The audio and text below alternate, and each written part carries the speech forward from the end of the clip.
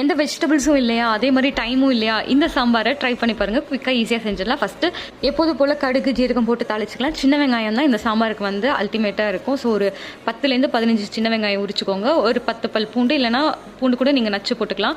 ஒரு 2 தக்காளி, இதுக்கு வந்து 2 தக்காளி போதும் மீடியம் சைஸில், ரொம்ப போட வேண்டாம்.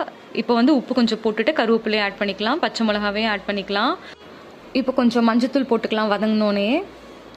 சாம்பார் தூளுமே யூஷுவலோட நீங்கள் கம்மியாகவே போடுங்க. இது கொஞ்சம் பிளெண்டாக இருந்தால் தான் ரொம்ப டேஸ்ட்டாக இருக்கும். பருப்பு நான் ஆல்ரெடி ஒரு 4-5 விசில் கொடுத்து வேக வச்சுருக்கேன். ஸோ நம்ம இப்போ பருப்பையும் ஆட் பண்ணிக்கலாம்.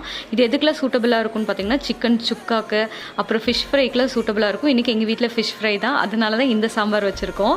இது என் தம்பிக்கு பிடிச்ச காம்பினேஷன்.